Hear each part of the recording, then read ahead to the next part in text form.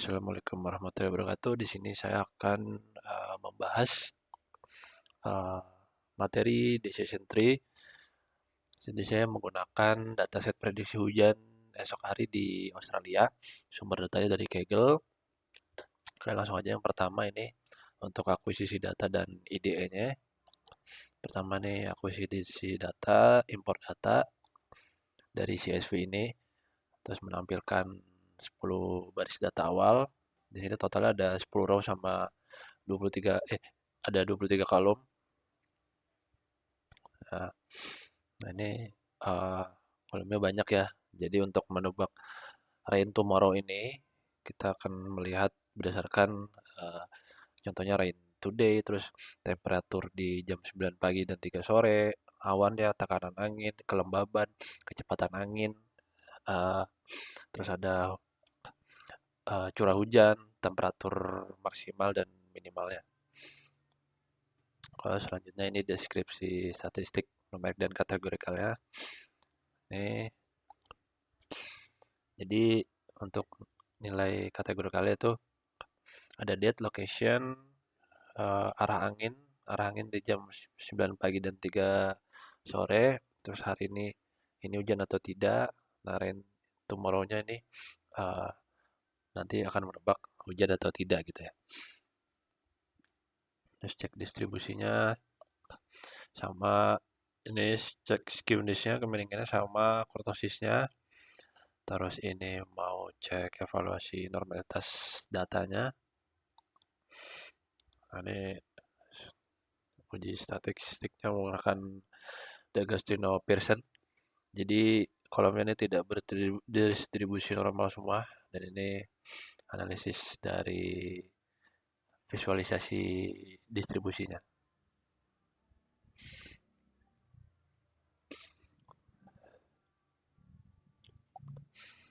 Oke, lanjut analisis korelasinya ini. Di sini ada yang berkorelasi negatif, ada yang positif ya. Terus selanjutnya langsung ke data preparation aja.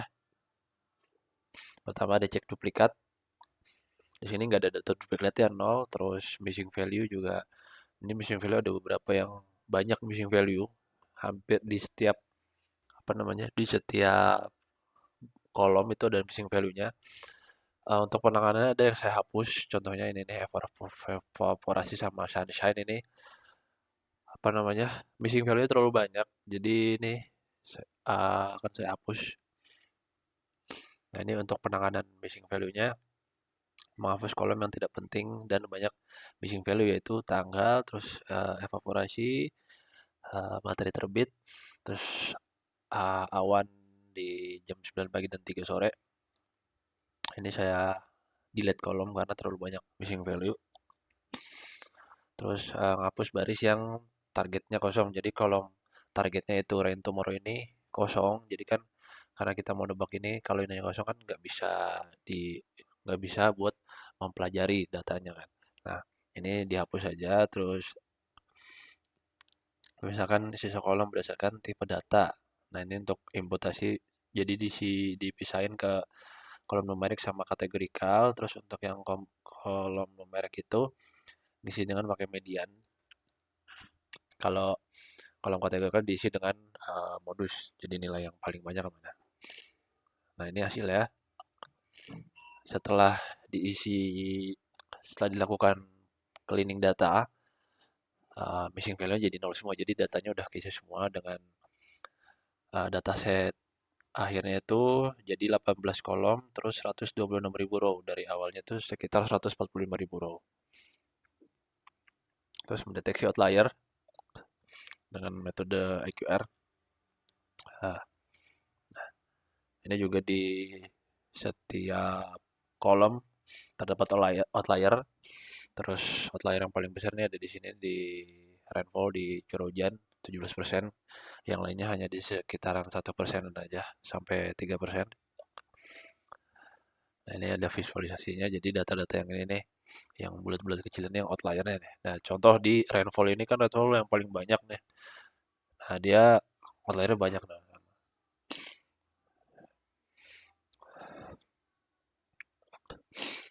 Terus ini penanganan outlier dengan QR dengan metode capping. Nah ini uh, yang rainfall ini nggak di apa namanya nggak ditangani ya emang karena bisa jadi sih memang di hari-hari tertentu itu curah hujannya lagi tinggi, ya kan? Jadi uh, kita nurut data lapangannya aja karena kalau dihapus takutnya jadi datanya nanti nggak akurat. Karena kan hujan kadang bisa deras banget, bisa ya sedang-sedang aja. Jadi yang apa namanya, yang data curah hujannya itu gede, itu bisa jadi memang pada kenyataan di lapangan memang hujannya lagi besar gitu. Oke, selanjutnya ini encoding data kategorikal. Nah, ini pakai metode pertama ini untuk yang kolom yes atau no, yaitu di rain today sama rain tomorrow itu diganti jadi 1 sama 0. Nah, kan? Terus kemudian kategorikal yang lain kita pakai, saya pakai label encoding. Itu ada di location, arah angin, dan lain-lain. Nah, terus setelah di encoding, ini data kategorikalnya jadi integer semua ya, jadi angka semua ya. Contohnya location nih 2. Itu kan tadinya kan location ini nama-nama kota. Terus nih rain today sama rain tomorrow-nya juga tadinya kan yes atau no. Terus diganti jadi 0 sama 1. Kalau 0 itu no, kalau 1 itu yes. Oke, selanjutnya variabel X dan Y terus memisahkan eh, targetnya dan fiturnya yang X gitu ya. Jadi fiturnya itu ada 16 fitur kayak gini. Nah, itu X-nya ya. Kalau Y-nya itu kan tadi apa namanya rain tomorrow ya. Kalau rain tomorrow itu yang jadi target. Jadi si Y-nya ini yang akan ditebak nanti. Oke, selanjutnya split data dan training test. Di sini eh, apa namanya memisahkan datanya itu apa 80-20 ya. Jadi 80% untuk training dan 20% untuk data test ya. Jadi ini pembaginya ini untuk data latihnya atau trainingnya itu 100.000 baris dan data testnya nanti 25.000 baris. Kemudian menentukan parameter dan membangun model decision tree. Pertama itu pakai mode default dulu, jadi nggak ada batasan parameternya, jadi ya udah default aja. Kita nggak setting parameter kayak misalkan seperti ini ya. Nih, misalkan kriterianya di apa namanya dipilih kini, itu max depth-nya berapa dan lain-lain. Jadi ini defaultnya dan hasil defaultnya itu sangat eh, banyak ya. Jadi depth-nya ini sampai 35 terus jumlah leaf-nya, jumlah daun-daunnya itu sampai 12.000. Nah, untuk akurasi data trend ini 0,99 hampir 100%. Tapi akurasi data tesnya itu hanya 70%. Itu indikasinya ada data leakage ya. Karena itu tadi dia nggak apa namanya nggak disetting parameternya. Nah kalau dilihat visualisasinya jadinya kayak gini nih. Visualisasi itu jadi jelek ya, kurang bagus. Jadi terlalu banyak uh, depth-nya terlalu banyak terus daunnya juga jadi banyak banget kayak gini. Nah, terus di sini kita coba nyesuaiin parameternya. Jadi contoh misalkan di trend satu ini kriterianya gini, max depth-nya uh, 3, terus sampel selanjutnya 2, minimal sampel daunnya itu 1 coba nih. Jadi ada 10 kombinasi parameternya ya, ada 10 data kombinasinya. Nah, terus dari 10 data trialnya ini hasil apa namanya evaluasi modelnya.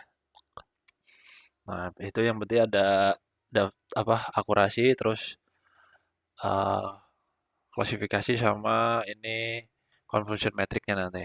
Nah, dari ke 10 data trialnya bisa dilihat yang paling gede itu di uh, trial 4 juga gede nih.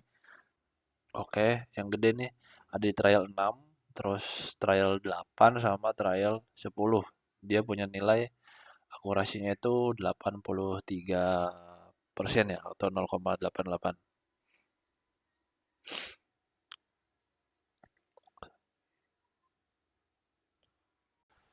Baik, lanjut. Eh, ini hasil report classification-nya setiap trial. Kemudian ini ada conversion matrix-nya. Nah, ini visualisasinya di setiap trial tadi. Oke, lanjut ke parameter tuning. Di sini eh, kita nyari parameter yang paling baik ya dengan random search. Nah, ini hasilnya base parameternya tuh kriteria entropi, max depth-nya ini 10, banyak ya. Min sample lift-nya 10 juga, sample split-nya itu 2. Nah, itu ngasilin akurasi 83,49% atau kalau dibulatkan 83,50. Nah, tapi eh, hasil dari pohonnya tuh banyak banget karena tadi kan max DP 10 ya. Nah, ini jadi banyak banget nih kayak gini. Ya, tapi itu yang terbaik menurut si hyperparameter tuning tadi ya, random search. Nah, terus selanjutnya kita validasi dan optimasi model. Nah, pakai yang model yang paling optimal tadi yang akurasinya 83,5 tadi yang dari hasil random search. Nah, ini bikin dataset baru, 10 dataset baru random, terus diimplementasikan model dan evaluasi hasil prediksinya. Nah, dari 10 hasil prediksi modelnya, nah ini hasilnya masing-masing. Jadi banyak ditemukan tidak hujan. Gitu ya. Oke, sekian penjelasan dari saya. Terima kasih. Assalamualaikum warahmatullahi wabarakatuh.